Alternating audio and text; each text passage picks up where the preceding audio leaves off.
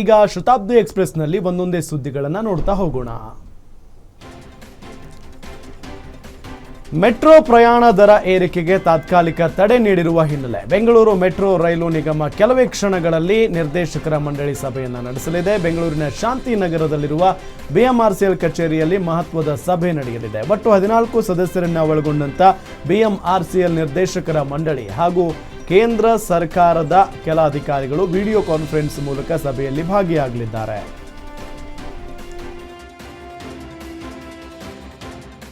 ಬೆಂಗಳೂರಿನ R V road metro ನಿಲ್ದಾಣದಲ್ಲಿ ಖಾಲಿ ಟ್ರಂಕ್ ಪ್ರದರ್ಶಿಸಿ ಪ್ರತಿಭಟನೆ ನಡೆಸಿದ ಬಿಜೆಪಿ ಸಂಸದ ತೇಜಸ್ವಿ ಸೂರ್ಯ ಅವರನ್ನ ಪೊಲೀಸರು ವಶಕ್ಕೆ ಪಡೆದರು.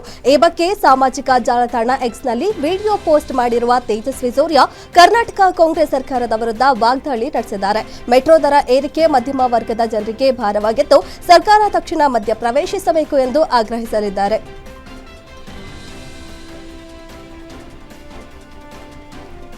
ಮೆಟ್ರೋ ದರ ಏರಿಕೆ ಜಟಾಪಟಿ ವಿಚಾರದಲ್ಲಿ ಬಿಜೆಪಿ ವಿರುದ್ಧ ಸಚಿವ ರಾಮಲಿಂಗಾರೆಡ್ಡಿ ಕಿಡಿಕಾರಿದ್ದಾರೆ. ಮೆಟ್ರೋ ಕೆಲಸವನ್ನ ಕೇಂದ್ರ ಸರ್ಕಾರ ನಿರ್ವಹಣೆ ಮಾಡುತ್ತೆ. ಕೇಂದ್ರದ ನಗರಾಭಿವೃದ್ಧಿ ಇಲಾಖೆ ಅಡಿಯಲ್ಲಿ ಮೆಟ್ರೋ ಬರುತ್ತೆ. 3 ಸದಸ್ಯರ ಪೈಕಿ 2 ಕೇಂದ್ರದವರು, 1 ಮಾತ್ರ ರಾಜ್ಯದವರು ಇದ್ದಾರೆ ಅಂತ ರಾಮಲಿಂಗಾರೆಡ್ಡಿ ಹೇಳಿದ್ರು. ಬಿಜೆಪಿ ಅವರಿಗೆ ಗೊಂದಲ ಸೃಷ್ಟಿ ಮಾಡೋದೇ ಕೆಲಸ. ರಾಜ್ಯದ ಸಂಸದರು ಸಂಸತ್ನಲ್ಲಿ ಮಾತ್ರ ಮಾತನಾಡುವುದಿಲ್ಲ. ಬಿಜೆಪಿಯವರು ರಾಜಕೀಯ ಬಿಟ್ಟು ಡ್ರಾಮಾ ಕಂಪನಿ ಸೇರಿಕೊಳ್ಳಬೇಕು ಅಂತ ರಾಮಲಿಂಗಾರೆಡ್ಡಿ ಗುಡುಗಿದ್ದಾರೆ.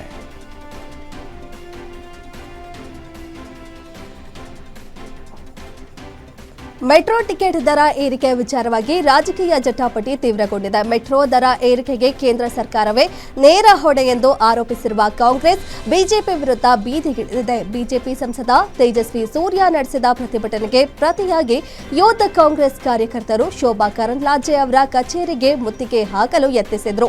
ಈ ವೇಳೆ ಅವರನ್ನು ತಡೆದು ಪೊಲೀಸರು ವಶಕ್ಕೆ ಪಡೆದು ಕರೆದೊಯ್ದರು.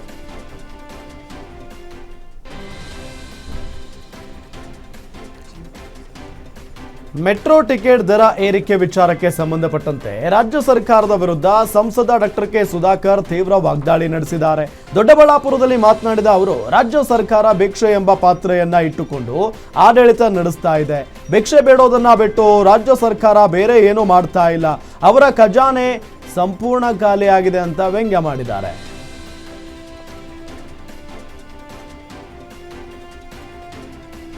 ಬೆಂಗಳೂರಲ್ಲಿ ಆರ್ಸಿಬಿ ಮ್ಯಾಚ್ ವಿಚಾರಕ್ಕೆ ಗೃಹ ಸಚಿವ ಡಾಕ್ಟರ್ ಜಿ ಪರಮೇಶ್ವರ್ ಪ್ರತಿಕ್ರಿಯಿಸಿದ್ದಾರೆ. ಬೆಂಗಳೂರಿನಲ್ಲಿ ಮಾತನಾಡಿದ ಅವರು, ಸರ್ಕಾರದ ಕಡೆಯಿಂದ ಏನೂ ಕ್ಲಿಯರೆನ್ಸ್ ಸಿಕ್ಕಿಲ್ಲ. ಬುಧವಾರ ಸಭೆ ನಡೆಸಿ ತೀರ್ಮಾನ ತೆಗೆದುಕೊಳ್ಳುತ್ತೇವೆ ಎಂದು ಹೇಳಿದ್ರು. ಸರ್ಕಾರದ ಹಂತದಲ್ಲಿ ಏನ್ ಮಾಡಬೇಕು ಮಾಡ್ತೇವೆ. ಸಿಎಂ ಸಿದ್ದರಾಮಯ್ಯ ಜೊತೆಗೆ ಚರ್ಚೆ ಮಾಡಬೇಕಾಗಿದೆ ಎಂದು ಪರಮೇಶ್ವರ್ ಹೇಳಿದ್ರು. ಬೆಂಗಳೂರಲ್ಲಿ ಮ್ಯಾಚ್ ನಡೆಯಬೇಕೆಂದು ಫ್ಯಾನ್ಸ್ ಬಯಸುತ್ತಿದ್ದಾರೆ. ಆದರೆ ಸುರಕ್ಷತೆ ಬಗ್ಗೆ ಗಮನ ಹರಿಸಬೇಕು. ಎಲ್ಲವನ್ನ ನೋಡಿ ತೀರ್ಮಾನ ಕೈಗೊಳ್ತೇವೆ ಎಂದು ಗೃಹ ಸಚಿವರು ತಿಳಿಸಿದರು.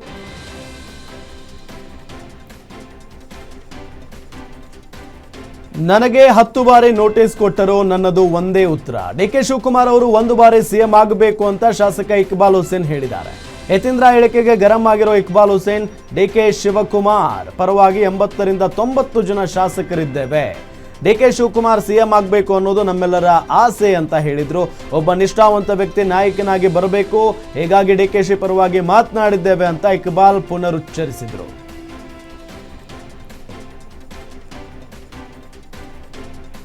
ಕೆನಡಾದಲ್ಲಿ ಕನ್ನಡಿಗನನ್ನ ಗುಂಡಿಕ್ಕಿ ಕೊಲೆ ಮಾಡಲಾಗಿದೆ. ನೆಲಮಂಗಲ ತಾಲೂಕಿನ ತ್ಯಾಮಗೊಂಡ್ಲು ನಿವಾಸಿ ಚಂದನ್ ಎಂಬಾತ ಕೆನಡಾದ L&T ಕಂಪನಿಯಲ್ಲಿ ಕೆಲಸ ಮಾಡ್ತಿದ್ರು. ಕೆನಡಾ ದೇಶದಲ್ಲಿ ಕನ್ನಡ ಡಿಂಟಮ್ಮ ಸಾರುತ್ತಾ ಖಾಸಗಿ ಕಂಪನಿಯಲ್ಲಿ ಕೆಲಸ ಮಾಡ್ತಿದ್ರು. ಆದರೆ ಹಂತಕರು ಚಂದನ್ ಕಾರಿನಲ್ಲಿ ತೆರಳುವಾಗ ಏಕಾಏಕಿ ಬಂದು ಗುಂಡಿನ ದಾಳಿ ನಡೆಸಿ ಕೊಲೆಗೈದಿದ್ದಾರೆ. ಇನ್ನು ಚಂದನ್ ಕೊಲೆ ವಿಷಯ ತಿಳಿದ ಪೋಷಕರ ಆಕ್ರಂದನ ಮುಗಿಲು ಮುಟ್ಟಿದೆ.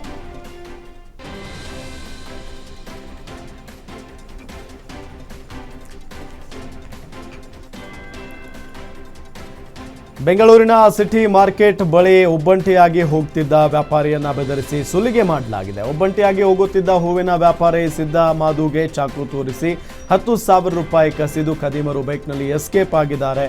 ಆರೋಪಿಗಳ ದೃಶ್ಯ ಸಿಸಿ ಕ್ಯಾಮೆರಾದಲ್ಲಿ ಸೆರೆಯಾಗಿದೆ. ಮಾಗಡಿ ರಸ್ತೆ ಪೊಲೀಸರು ಪ್ರಕರಣ ದಾಖಲಿಸಿಕೊಂಡು ಬೈಕ್ ಸಂಖ್ಯೆ ಮತ್ತು ಸಿಸಿಟಿವಿ ದೃಶ್ಯಗಳ ಆಧಾರದ ಮೇಲೆ ಆರೋಪಿಗಳಿಗೆ ಬಲೆ ಬೀಸಿದ್ದಾರೆ.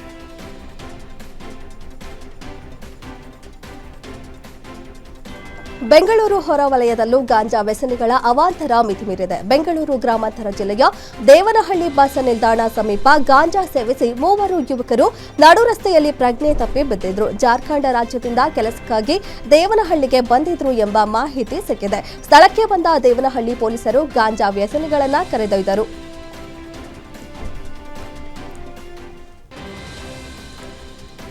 ನೆರೆ ಮನೆಯವನ ಪ್ರೀತಿಗೆ ಬಿದ್ದ ಬಾಲಕಿ ಪೋಷಕರಿಗೆ ವಿಷಯ ತಿಳಿದಿದ್ದಕ್ಕೆ ಆತ್ಮಹತ್ಯೆಗೆ ಶರಣಾಗಿದ್ದಾಳೆ. ವಿಷಯ ತಿಳಿದ ಪ್ರಿಯಾಂಕಾ ತಾಯಿ ಶಕುಂತಲಾ ದೇವಿ ಕೂಡ ಮರ್ಯಾದೆಗೆ ಅಂಜಿ ನೇಣಿಗೆ ಕೊರಳೊಡ್ಡಿದ್ದಾರೆ. ಮಂಡ್ಯ ಜಿಲ್ಲೆ ಮಳವಳ್ಳಿ ತಾಲೂಕಿನ ದಳವಾಯಿ ಕೋಡಿಹಳ್ಳಿಯಲ್ಲಿ ಈ ಮನ ಕಲಕುವ ಘಟನೆ ನಡೆದಿದೆ.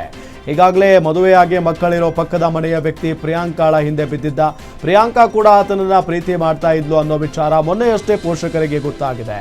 ಈ ವಿಷಯ ಕೇಳಿ ತಂದೆ ಬೈದಿದ್ದಕ್ಕೆ ಮರ್ಯಾದೆಗೆ ಅಂಜಿ ಪ್ರಿಯಾಂಕಾ ಮತ್ತು ಆಕೆಯ ತಾಯಿ ಇಬ್ಬರೂ ಆತ್ಮಹತ್ಯೆಯ ದಾರಿ ಹಿಡಿದಿದ್ದಾರೆ.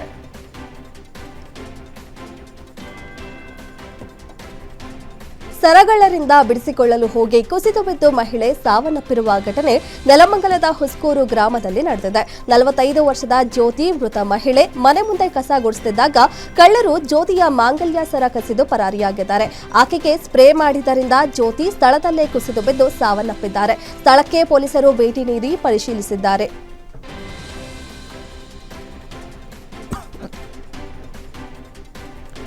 ರಸ್ತೆಯಲ್ಲಿ ಹೋಗುತ್ತಿದ್ದ ಮಹಿಳೆಯ ಮಾಂಗಲ್ಯ ಸರವನ್ನ ಕಸಿದು ಖದೀಮರು ಎಸ್ಕೇಪ್ ಆಗಿರುವ ಘಟನೆ ಆನೇಕಲ್ ತಾಲೂಕಿನ ಬಿದರಗುಪ್ಪೆ ಗ್ರಾಮದಲ್ಲಿ ನಡೆದಿದೆ. ಮಂಜುಳಾ ಎಂಬಾಕೆ ಒಂಟಿಯಾಗಿ ರಸ್ತೆಯಲ್ಲಿ ಹೋಗುತ್ತಿದ್ದ ಈ ವೇಳೆ ಬೈಕ್ನಲ್ಲಿ ಬಂದ ಖದೀಮರು 40 ಗ್ರಾಂ ಚಿನ್ನದ ಮಾಂಗಲ್ಯ ಸರವನ್ನ ಕಸಿದು ಎಸ್ಕೇಪ್ ಆಗಿದ್ದಾರೆ. ಕಳ್ಳನ ಕೈ ಚಳಕ ಸಿಸಿಟಿವಿಯಲ್ಲಿ ಸೆರೆಯಾಗಿದ್ದು ಅತ್ತಿಬೆಲೆ ಪೊಲೀಸ್ ಠಾಣೆಯಲ್ಲಿ ಪ್ರಕರಣ ದಾಖಲಾಗಿದೆ.